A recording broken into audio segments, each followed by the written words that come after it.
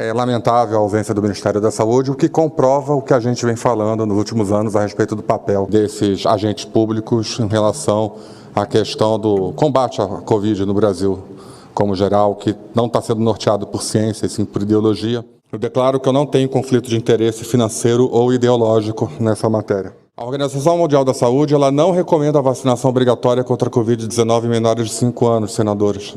A OMS não recomenda a vacinação obrigatória para a Covid em crianças no mundo. Vamos repetir isso. Então, quais países obrigam? Lembrando que obrigar é diferente de recomendar. Nós. Nesse momento, o Brasil é o único país do mundo que obriga a vacinação contra a Covid-19 na faixa etária de 6 meses a 5 anos. Uma entidade americana que representa mais de 100 programas de bioética nos Estados Unidos recomenda o fim das obrigatoriedades de vacinação contra a Covid desde 2022. A própria OMS também recomenda, em termos bioéticos, o fim da obrigatoriedade de vacinação de Covid-19, preferindo campanhas informativas e acesso facilitado às vacinas. Quando a gente fala de vacinação para criança Covid-19 no Brasil, a gente está falando dessa vacina aqui, tá? Pfizer Baby Tampa Vinho, não é outra. As notas do Ministério da Saúde falam em vacinas, falam em estudos, mas é a Pfizer Baby Tampa Vinho. Aqui está a bula dela. Essa vacina ela é feita com a cepa original de Wuhan 2019 para imunização. Ela não é a Pfizer Baby americana Omicron XBB. É uma vacina proscrita nos Estados Unidos e que nós, como terceiro-mundistas, estamos recebendo a descarga da Pfizer aqui no Brasil, porque lá nos Estados Unidos esta vacina está proibida desde setembro de 23. As crianças brasileiras devem ser inferiores às crianças americanas, a julgar pelo critério do Ministério da Saúde. Nós estamos aqui, senadores, nós estamos na cepa JN.1, que representa quase a totalidade dos casos de Covid, que foi responsável pela ondinha nova de Covid que tivemos depois do Carnaval. A cepa da vacina original Pfizer Baby está 3.500 mutações variantes abaixo. Como que uma vacina com uma cepa que já está extinta no planeta vai ser capaz de imunizar alguém? Não existe até hoje nenhum estudo RCT, ensaio clínico randomizado duplo cego, multicêntrico, que demonstre cabalmente que essas vacinas para crianças evitem transmissão, adoecimento, internação hospitalar ou óbito, muito menos quantas doses seriam necessárias para esse fim.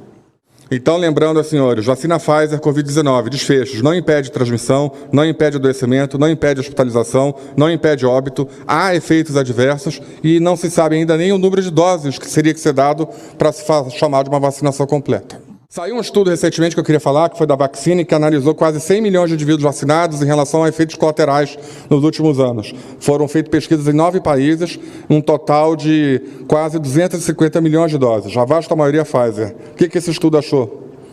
Aonde está vermelho, quer dizer que o risco relativo da doença superou a da média que existia na população infantil antes da vacinação.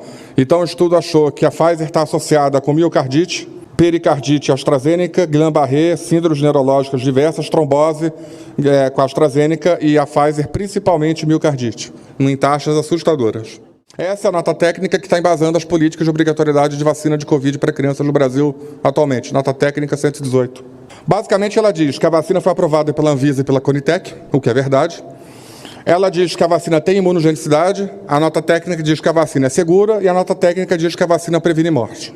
Quanto à aprovação pela Anvisa, de fato, a Anvisa aprovou em 2022 a versão Baby, a versão infantil da vacina da Pfizer, mas com diversas pendências, principalmente ao fato de ter sido um estudo só, de não ter acompanhamento de longo prazo para acompanhar efeito adverso, dados de segurança insuficientes, risco de miocardite e pericardite pela população, tudo isso está na nota da Anvisa. Mesmo assim, a Anvisa aprovou a vacina em caráter emergencial e depois em definitivo. Não tem nenhum outro fármaco, remédio na história da Anvisa que tenha sido aprovada com tamanha fragilidade como a vacina Pfizer para a Covid. A Conitec, que é o órgão que assessora o SUS para a incorporação de medicamento no âmbito do Sistema Único de Saúde, ela também seguiu o mesmo caminho da Anvisa. Em dezembro de 22, com base em apenas um estudo, com pequeno número de eventos e amplo intervalo de confiança, a avaliação da qualidade global do corpo da evidência com o sistema GRADE foi considerado muito baixo para eficácia, GRADE nota 4, a pior de todas. Nunca na história da Conitec um medicamento foi incorporado com tamanha baixa evidência de eficácia e segurança, mas foi incorporado. Quanto à imunogenicidade, senadores, é aterrorizante. A nota técnica do Ministério da Saúde, ela lista 12 estudos para provar que essa vacina produz anticorpos. 9 estudos estão fora da faixa etária de 6 meses a 5 anos. 4 estudos usam vacinas diversas da Pfizer.